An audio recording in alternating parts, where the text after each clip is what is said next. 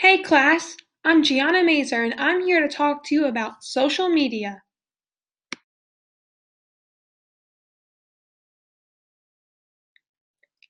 So what is social media? I'm sure you all know what social media is, but let's just clarify.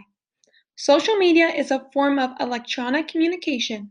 Social media allows our society to share and create content, such as videos, pictures, ideas, and more, with others on the World Wide Web.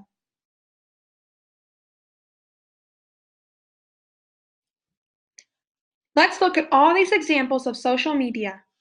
Now, I'm sure you guys have at least used one of these apps or probably all of these apps. I want you guys to do something for me. I want you to raise your hand if you've at least used one of these apps on the board. Now, raise your hand if you use at least two of these apps on the board. Three of these apps on the board? Four of these apps on the board? Do any of you use all of these apps on the board? All right, put your hands down. As you can see, social media is a big part of our lives just by the hands raised in this classroom today.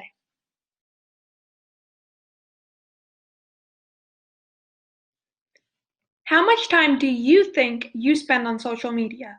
Now, class, I want you to think about this. How much Netflix do you watch in one day? How many people do you text and/or Snapchat in one day?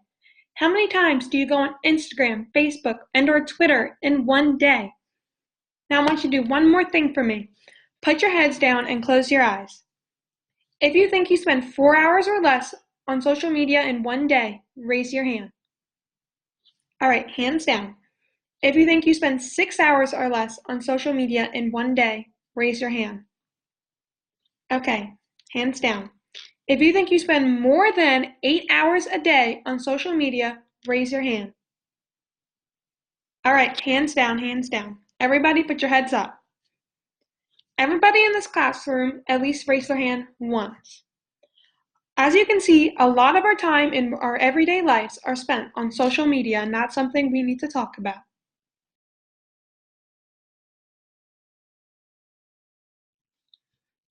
How much time do we actually spend on social media?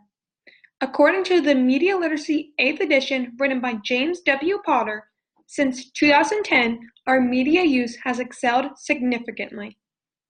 In 2014, a study called Time Spent Per Day analyzed this change. So let's take a look at it.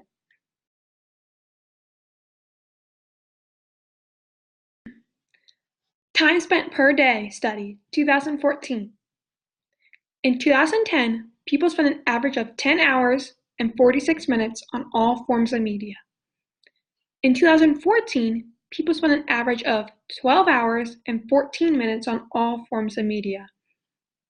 In this study, it was projected that in the year 2015, the average person would spend 15 hours or more on all forms of media, not including media for work.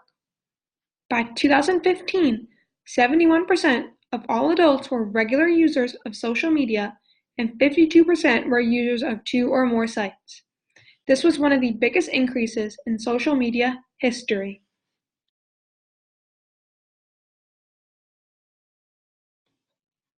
Media literacy. Does anyone here know what media literacy is? It's alright, I'm here to tell you. Media literacy is a set of perspectives that we actively use when we expose ourselves to the mass media, and it is used to help us process and interpret the meanings of the media messages we encounter. Media literacy is multidimensional, consisting of 4 dimensions. The first dimension is our cognitive dimension, which holds our factual information such as definitions. Our second dimension is our emotional dimension, which holds our feelings. The third dimension is our aesthetic dimension, which holds where we make judgments of what we like and don't like. The fourth and final dimension is our moral dimension, which holds our values and what we believe is right and wrong. Media literacy allows us to adapt to changes in our environment rather than just to ignore those changes. Increasing your media literacy allows you more control so you can use the mass media as a tool instead of being used by the mass media.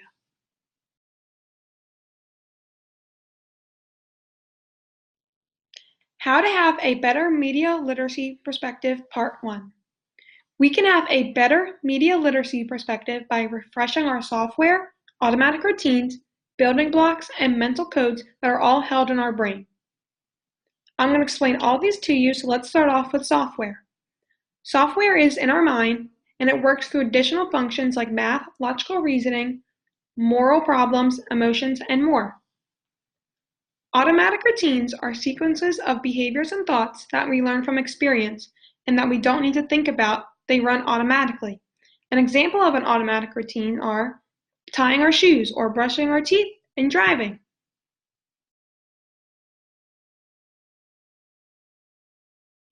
How to have a better media literacy perspective, part 2. To have a stronger media literacy perspective, we need to make these 4 concepts stronger too. The 3 building blocks to media literacy. The first is skill. Skill is tools used to break down and interpret a message. The second is knowledge structures. Knowledge structures are sets of organized information that are held in our memory.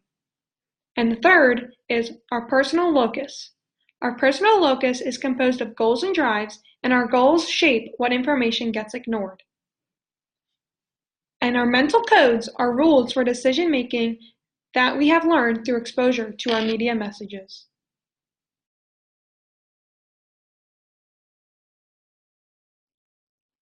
Multitasking. Since we have already established that the media is very important to our everyday lives, we hardly ever think of the side effects.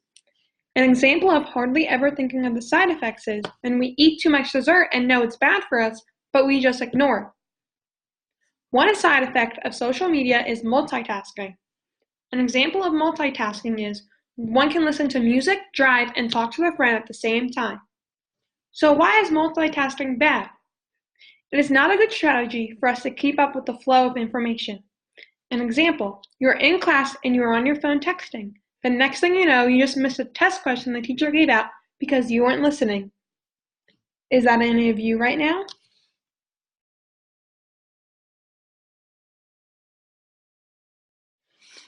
How multitasking and time management affects our media literacy perspective. If we spend less time multitasking, we will spend less time on the media. Media Literacy 8th edition by James W. Potter states that for every 1 hour spent multitasking on media is actually like spending 3 hours on media. So instead of multitasking, try monotasking. Monotasking is when you focus on one thing at a time, like single tasking. By monotasking, it allows us to give our mind a break. Refreshing our automatic process and our building blocks will help us have more control over how we decide how to use media. This will also give us a stronger media literacy perspective since we took a break to reevaluate what messages are truly important to us.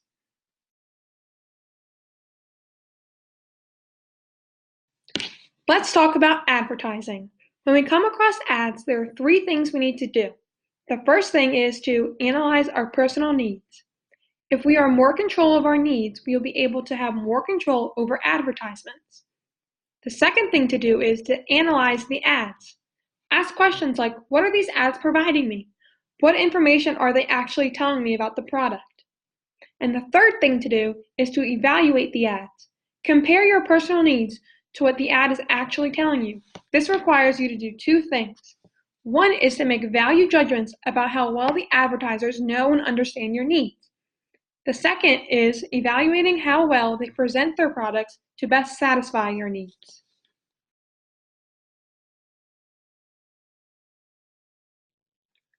How to become more media literate with advertising. We can do things to avoid certain news and entertainment messages, but we cannot avoid advertising messages. They are too persuasive and too aggressive. We encounter a majority of advertising messages in the state of automaticity, especially when we are multitasking.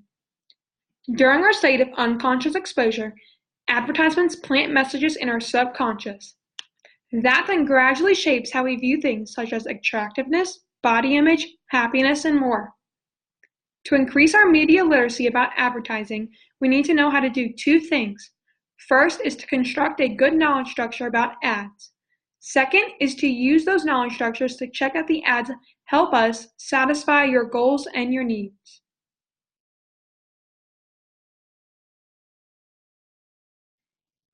How being more media literate will help throughout life. By having a stronger media literacy perspective, you can start saving your time and your money. Have any of you been scammed before? I know I have.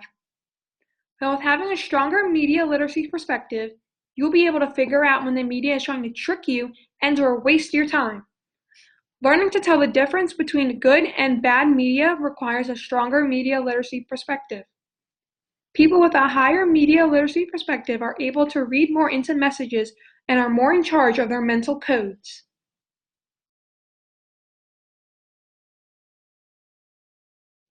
Conclusion of what we have learned. Our media use has increased greatly since 2010. Social media is now a part of our everyday lives and takes a huge part of our days. By improving our media literacy perspective, we are also improving the way we manage our media and view advertisements. By giving our brain software, automatic routines, building blocks, and mental codes a rest, we are also improving our media literacy perspective by re-examining the media messages we encounter. Overall, social media may be fun, but it has its side effects. We need to take a rest and improve our media literacy perspective so that we can use social media as a tool.